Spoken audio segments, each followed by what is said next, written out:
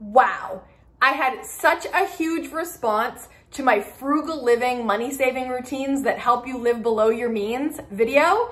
And I had so many comments that were like, Kate, we want more. Give us more. And you know the K-Squad gets what the K-Squad wants. So get ready. Here we go, serving up some more frugal routines right now.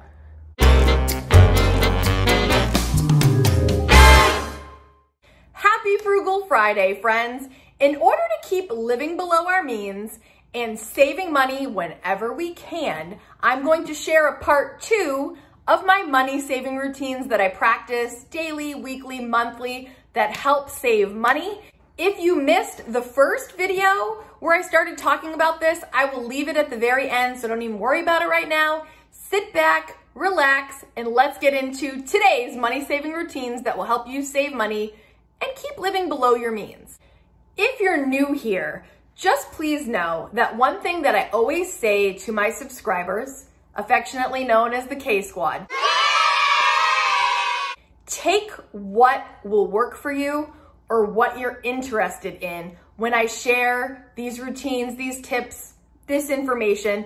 These are things that work for me. It might not all be for you, but pick and choose. Hey, that sounds like something that will work for me. Nah, pass on that one. Whatever you want, but just take what could work for you, leave the rest behind. The last video, one of the ones that really stood out amongst my subscribers was the no spend Sundays. A lot of you liked that idea. And many of you told me you were gonna implement that yourself. So if that works for you, awesome. So take what you like and ditch the rest. The first little routine I have gotten into the habit of doing is making a really simple breakfast plan that's not expensive and easy and delicious and things I actually like. Let me give you an example. As you know, I go to the grocery store one time per week, right? Every week. And when I go, let's say this week I get bagels, eggs, cheese, and fruit. Oh, and bacon. And what I'll do with those 5 things, now bagels are like $2.50 for like 6 of them. Eggs, a couple dollars, cheese, a couple dollars.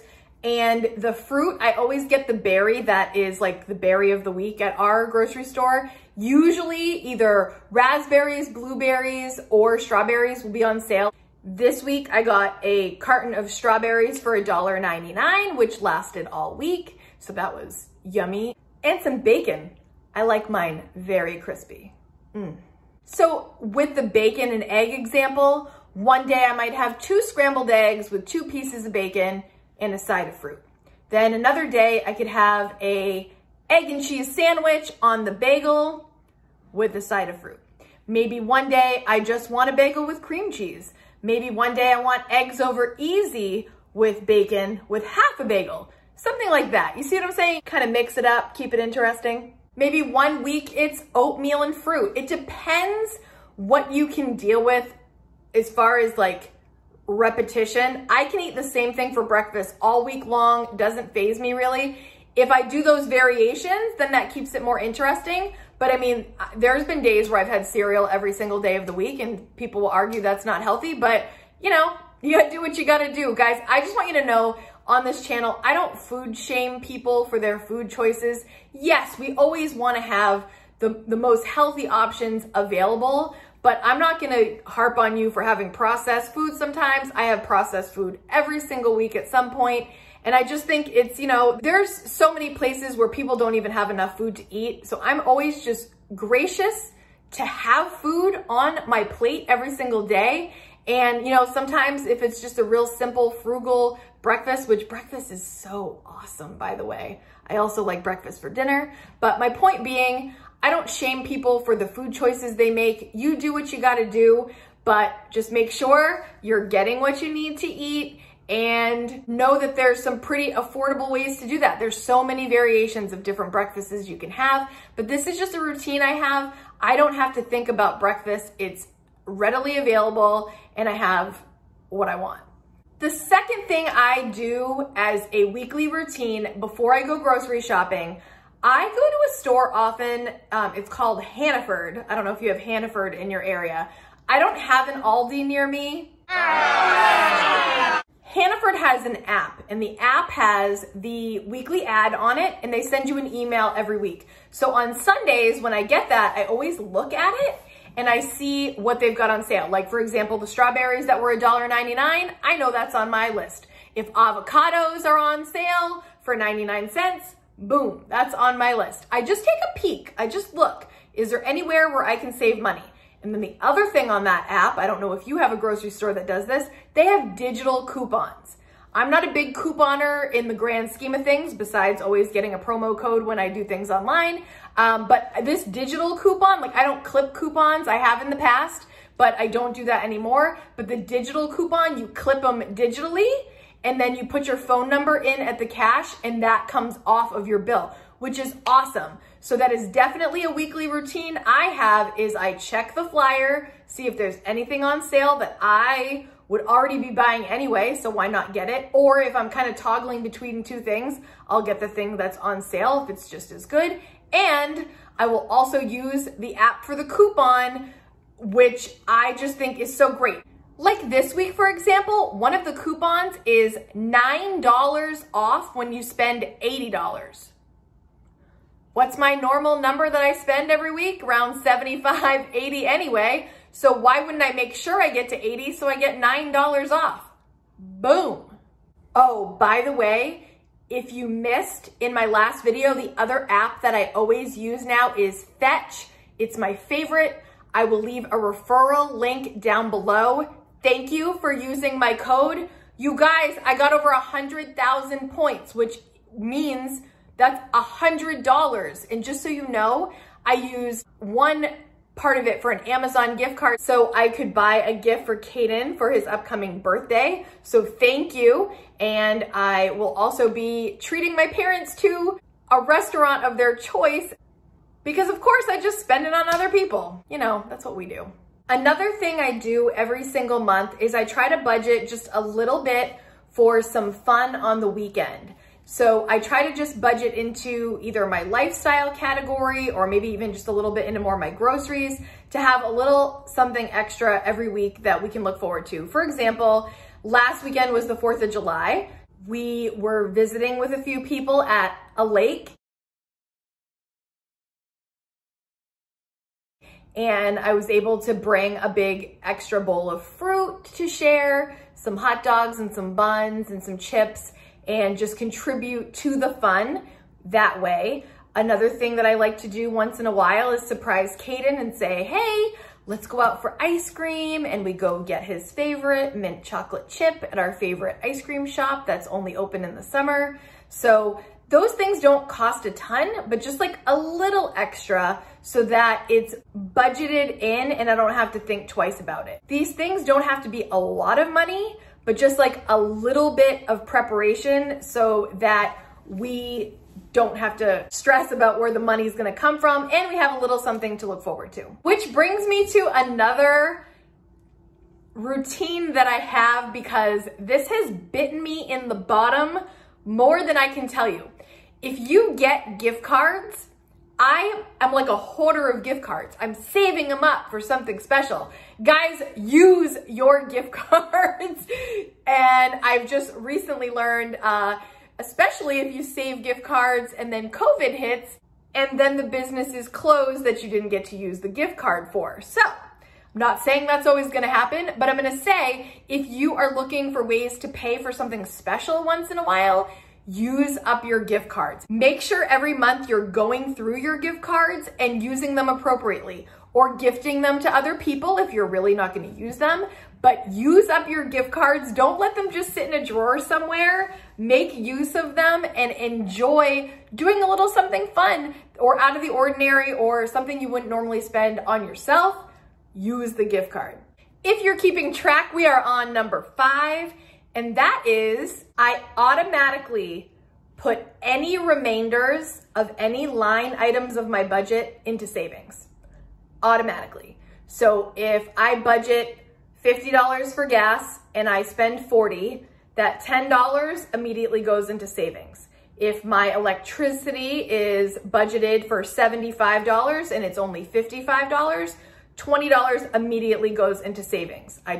Once I input that number that I actually paid, the remainder goes into savings every time. Savings, savings, savings.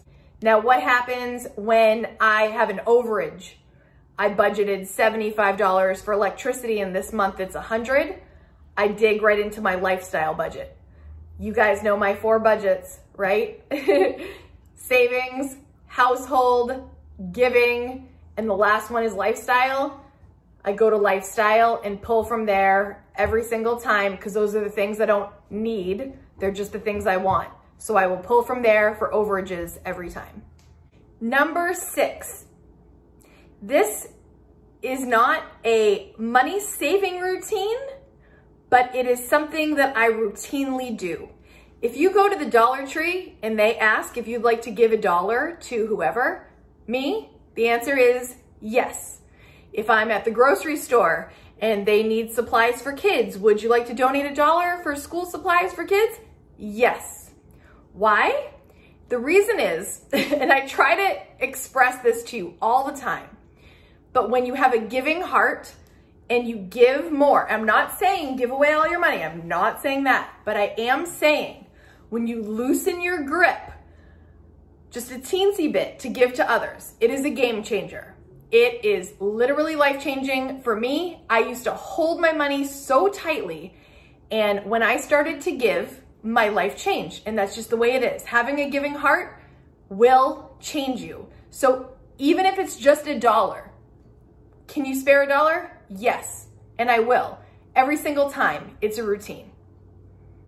If you already are a giver or you want to be more of a giver, let's type in the comments right now, let's give. It will change you and you won't look back after that. Number 7 is I batch essential errands. I feel like I've always done this. So basically what this means is if I'm going to the grocery store already and I'm out, I'm going to check if I need gas, and I'm swinging by the post office to check my P.O. box from you guys. Oh, which reminds me, thank you, Sonia in California, for the beautiful card. It was so beautiful. I loved reading it. Thank you. And for the thing that you inserted, it was beautiful. Thank you for that. And then Lisa G, you also sent me a card and a gift card to Amazon. Thank you so much. You know I will put that to good use. Again, I have some things left in the house that I still need to get. So thank you so much for that. And then not in my P.O. box, but in my email, Lisa with last name PG, you know who you are. Thank you so much. She emailed me a gift card and I appreciate that so much. You guys know when you're nestling into the house, there's some things I need. There's some really odds and end things that I just forgot that I needed, and it means so much. Thank you. But as I was saying, I batch those errands. So if I'm already out and they're pretty close by, these 3 places, or I also might throw in the Dollar Tree in there. I don't go to the Dollar Tree all the time, and I don't go to all 3 of those all the time. Like for example, the P.O. box, yes, I will try to check that every single week so I can correspond with you guys that way, but I don't always go to the gas station because I'm not always out of gas. But if I have to go, that's when I'm more likely to go. And it saves so much gas and batches your time. That means you have to run out again and do it. Saves gas, saves time. It just makes sense. Another thing I wanted to share with you, if you watched this part 1, at the end of it, I mentioned the June budget.